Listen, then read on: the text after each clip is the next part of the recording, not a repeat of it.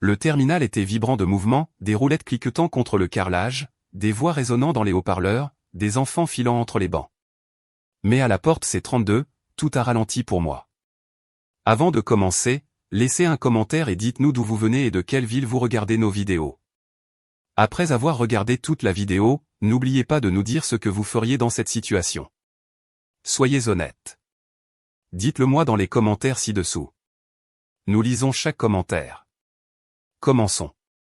La voix de ma mère a claqué comme un coup de fouet, tranchant à travers la foule. Pathétique. Sylvie cracha, repoussant ma valise du talon. Elle bascula sur le côté, la fermeture éclair s'ouvrant et les vêtements glissant sur le sol de l'aéroport Charles de Gaulle. Chloé n'a même pas les moyens de se payer son propre billet. Quel genre de femme adulte se présente les mains vides? Des ricanements parcoururent mes proches. Ma cousine, Justine Leroy, croisa les bras, ses lèvres se retroussant en un sourire cruel. Faut croire que certaines personnes ne grandissent jamais. Tu aurais peut-être dû rester à la maison, Chloé. Ce voyage est pour les adultes. Une bouffée de chaleur me monta au visage, mais je restai immobile, les mains serrées fermement autour de mon sac de sport. Les yeux de ma mère me brûlaient, animés non pas par la déception, mais par le plaisir. Elle voulait m'écraser ici, devant tout le monde. Elle est inutile, déclara Sylvie, assez fort pour que les passants ralentissent pour regarder. Elle l'a toujours été. Des rires éclatèrent derrière elle. Un oncle secoua la tête comme si j'étais une mauvaise blague. Justine fit semblant de couvrir son rire d'une toux, mais ses épaules étaient secouées de plaisir. Je me penchai pour ramasser ma valise, mais ma main se figea quand je les entendis. Des bruits de pas vifs et assurés, traversant le terminal. Des bottes. Des bottes militaires. Les rires s'éteignirent lorsqu'un homme en uniforme s'arrêta juste en face de moi. Sa posture était de fer, son regard fixe. Il me fit un salut militaire impeccable. « Mademoiselle Dubois », dit-il, sa voix empreinte d'une autorité qui fit tourner toutes les têtes à portée de voix. « Votre jet privé est prêt. Nous sommes parés au décollage. » Le monde devint silencieux. Le sourire narquois de ma mère se brisa en un masque de choc. La mâchoire de Justine tomba. Les proches qui avaient ri quelques secondes plus tôt me dévisageaient comme si la réalité s'était fissurée en deux.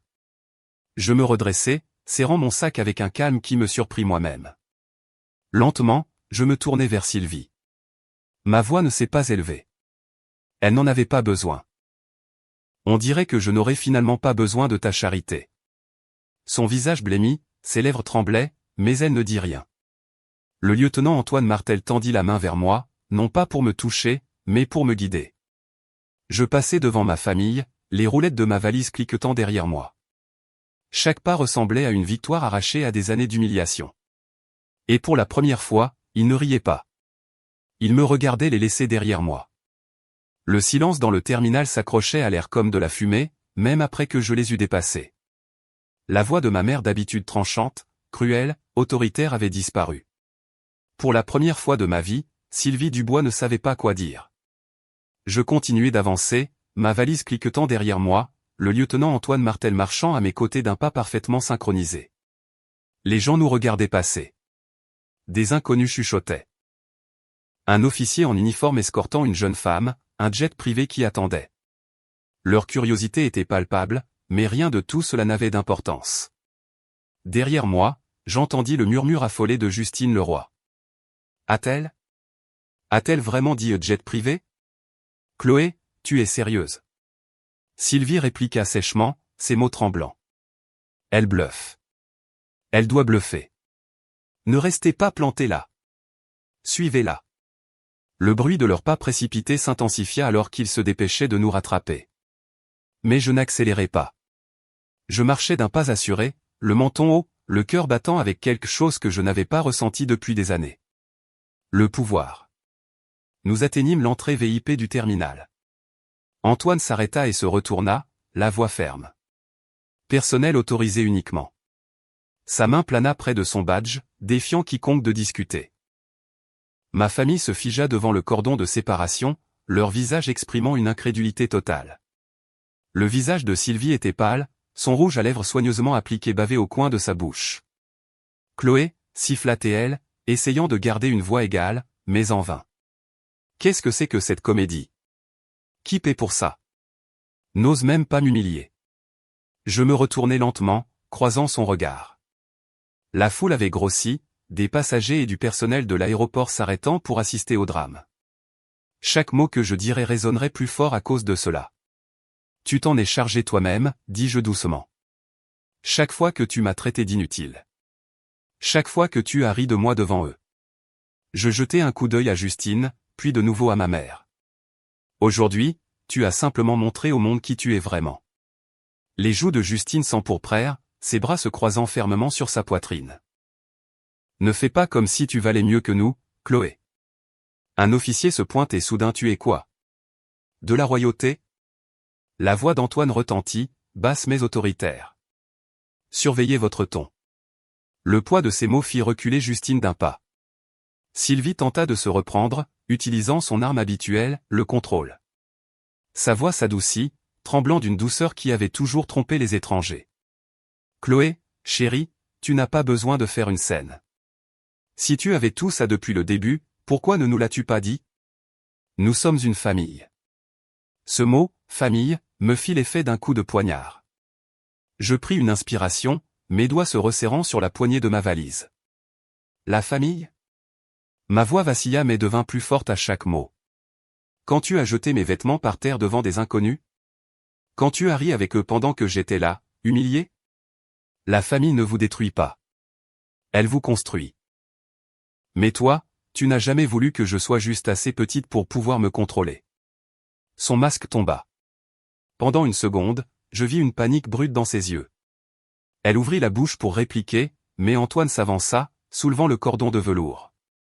Mademoiselle Dubois, dit-il, ignorant complètement les autres.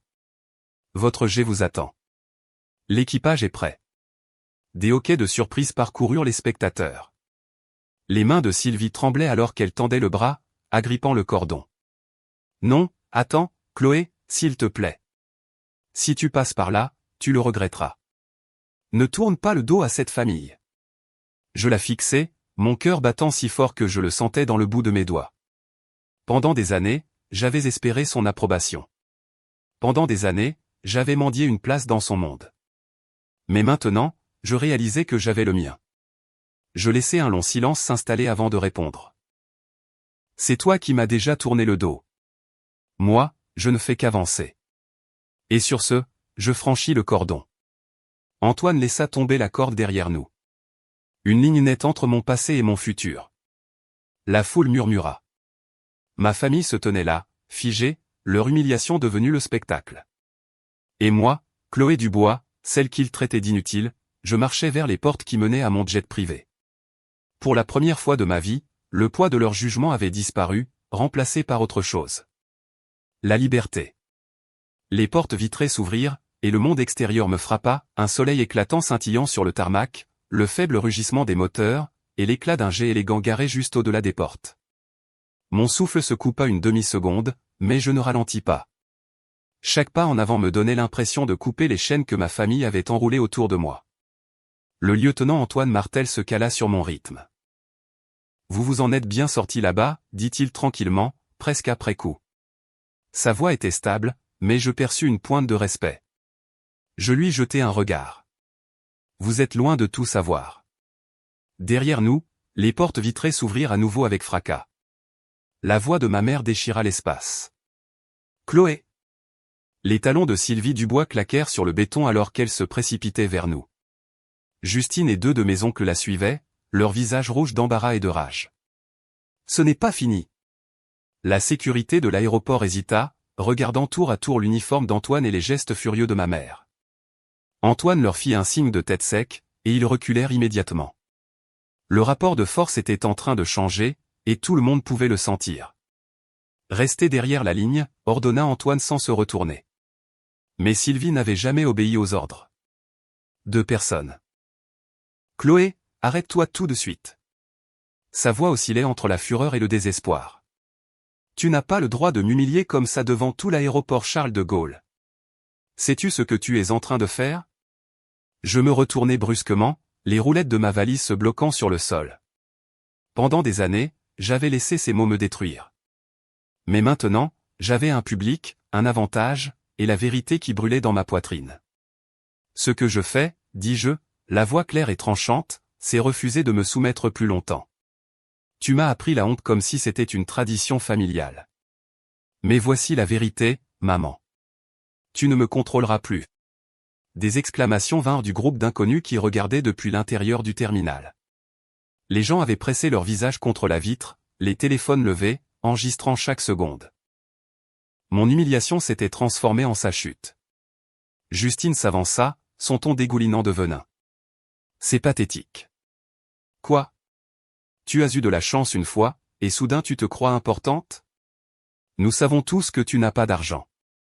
Tu n'as même pas pu garder un emploi stable. Je laissai ces mots en suspens, puis inclinai légèrement la tête. C'est drôle que tu dises ça, parce que la seule raison pour laquelle tu t'accroches encore à une once de pertinence, ce sont les miettes du fond en fiducie de ton père. Le visage de Justine devint cramoisi, sa bouche s'ouvrit, mais aucun son n'en sortit. Elle n'avait pas l'habitude que je lui réponde. Sylvie tenta de se reprendre, sa voix tremblante. Chloé, si tu avais quelque chose comme ça se jette, cet officier pourquoi le cacher? Pourquoi faire semblant de n'être rien? Quel est ton jeu? Sa méfiance était vive, mais sous-jacente, j'entendais autre chose, la peur. Je souris faiblement. Parce que je ne te dois aucune explication. Plus maintenant. Cela frappa plus fort que je ne l'avais prévu. Le regard de Sylvie vacilla, son masque glissant, la panique faisant surface. La femme qui se délectait autrefois de me rabaisser semblait soudainement acculée. Antoine leva sa radio, faisant signe à l'équipage qui attendait près du jet. 2 membres du personnel s'avancèrent en uniformes impeccables, l'escalier du jet s'abaissant dans un sifflement doux. Cette vision provoqua une autre vague de chuchotements dans la foule à l'intérieur. Sylvie se jeta en avant, sa voix stridente. Chloé, n'ose même pas tourner le dos à cette famille. Tu crois que t'envoler dans un avion fait de toi quelqu'un de mieux que nous? Tu reviendras toujours en rampant parce que tu n'es rien sans nous. Ces mots étaient acérés, mais ils ne m'atteignirent plus. Pas cette fois. Je reculai lentement vers le jet, gardant mes yeux rivés sur les siens. Tu veux connaître la vraie différence entre nous? Tu avais besoin que je ne sois rien pour te sentir quelqu'un. Mais la vérité, c'est que je n'ai jamais été rien. Tu ne supportais simplement pas de me voir m'élever. Ses lèvres tremblaient, la fureur bouillonnant sur son visage. Pour une fois, elle n'avait pas de répartie. Justine tenta une dernière pique désespérée. C'est faux. Tout ça. C'est juste une comédie que tu montes pour nous faire honte. Jamais Chloé Dubois n'aurait un jet. Avant que je puisse répondre, Antoine s'avança, sa voix stable mais froide. Mademoiselle Dubois est un atout précieux. Elle a mérité chaque once de respect qu'elle reçoit. Et à cet instant précis, elle a une accréditation qu'aucun de vous ne pourra jamais approcher. Les mots tombèrent comme un coup de tonnerre. La foule à l'intérieur éclata en exclamations, certains filmant encore plus frénétiquement. La bouche de Justine s'ouvrit en grand. Sylvie recula d'un pas, comme si le sol lui-même s'était dérobé sous ses pieds. Je fis un autre pas vers l'escalier. Croyez ce que vous voulez. Mais quand je décollerai aujourd'hui, souvenez-vous de ce moment. Souvenez-vous à quel point vous avez été prompt à rire quand vous me pensiez petite. Car à partir de ce jour, vous ne rirez plus jamais de moi. Le vent des moteurs fouetta mes cheveux autour de mon visage. Antoine me guida en haut des marches, chaque pas lourd de finalité. En haut, je m'arrêtai et regardai en bas une dernière fois. Le visage de Sylvie était pâle, ses yeux écarquillés d'incrédulité. Justine se tenait rigide, les poings serrés, mais impuissante. Les proches derrière eux marmonnaient nerveusement, s'agitant comme si le sol sous leur arrogance s'était fissuré. Je relevai le menton. Pendant des années, j'avais prié pour qu'ils me voient, pour qu'ils me reconnaissent enfin comme autre chose qu'un échec. Mais maintenant, alors que la lumière du soleil baignait le jet et que l'équipage me saluait, je réalisais que je n'avais pas besoin de leur validation. C'étaient eux qui avaient besoin de la mienne. La voix d'Antoine me parvint de derrière. Mademoiselle, nous sommes prêts à partir. Je fis un petit signe de tête et entrai, la porte se refermant dans un sifflement. À travers le hublot ovale, je vis ma famille rapetissée. Ce n'étaient plus des géants qui me dominaient, mais de petites silhouettes s'agitant dans la confusion et la peur.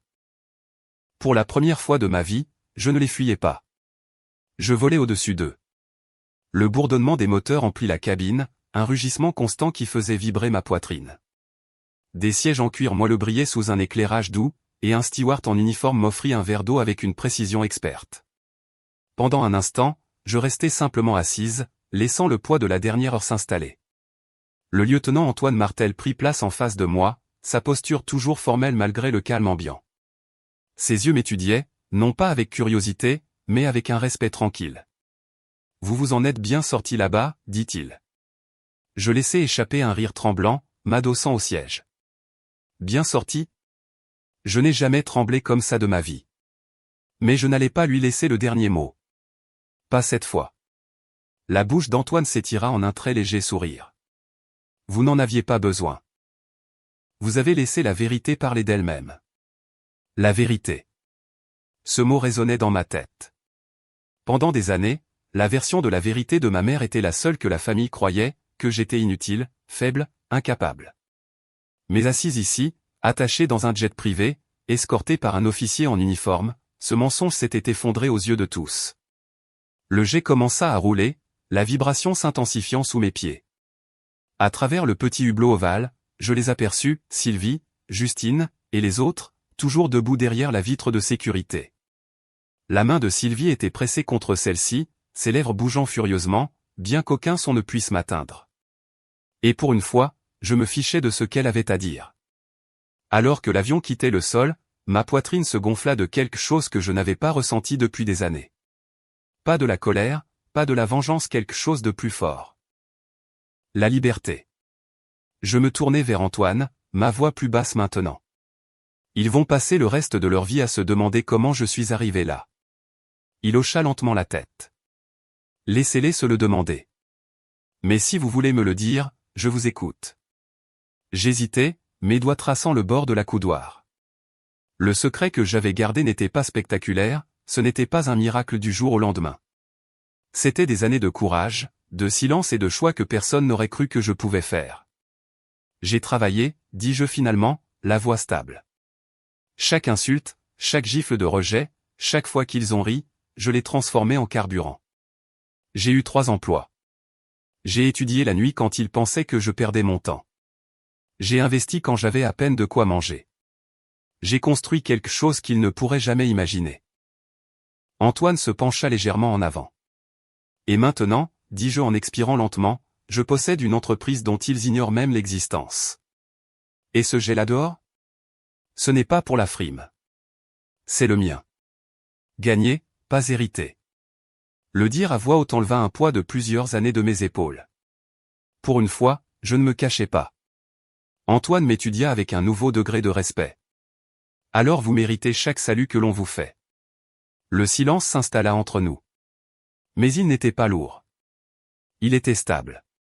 Le genre de silence qui vient après une tempête, quand le ciel s'éclaircit et que l'on voit enfin l'horizon. Je pensais à Sylvie. À la façon dont son sourire narquois s'était brisé quand Antoine m'avait salué, comment ses mots s'étaient étranglés quand elle avait réalisé que la foule ne riait plus avec elle, mais d'elle. L'image du visage rouge et impuissant de Justine vacilla dans mon esprit. Pour une fois, je n'avais pas été la chute de leur blague. J'avais été leur chute. Et pourtant, au fond de moi, il y avait toujours une pointe de douleur. C'était ma famille. J'avais voulu leur amour. Mais ce qu'ils m'avaient donné, c'était l'humiliation, la cruauté, et des années de cicatrices. La voix d'Antoine interrompit mes pensées. Le regrettez-vous ? De leur avoir montré comme ça ? Je croisai son regard. Non. Parce qu'aujourd'hui, il ne s'agissait pas de vengeance. Il s'agissait de vérité. J'ai passé toute ma vie à faire mes preuves en silence. Aujourd'hui, je les ai laissés le voir. Le steward entra, me tendant une tablette avec les détails du vol. Le logo de mon entreprise brillait en haut. Pendant une seconde, je le fixais, me souvenant de toutes les nuits où j'avais pleuré jusqu'à m'endormir, des matins où je me traînais à des emplois que personne ne respectait, des années passées à être invisible. Plus maintenant. Le jet perça les nuages. La lumière du soleil inonda la cabine. Je fermai les yeux, la laissant m'envahir. Mademoiselle, dit doucement Antoine. Quelle est la prochaine destination ? Je souris, ouvrant les yeux sur le ciel infini au dehors. N'importe où, tant que c'est vers l'avant. L'avion monta plus haut, le sol disparaissant sous nous. Derrière moi, ma famille déformerait l'histoire, colporterait des ragots, et essaierait d'expliquer ce qu'ils avaient vu. Mais peu importe comment ils le présenteraient, une seule vérité demeurerait, la fille qu'ils traitaient d'inutile s'était élevée au-dessus d'eux, au sens propre comme au figuré. Et alors que l'horizon s'étendait à l'infini devant moi, je savais que ce n'était que le début.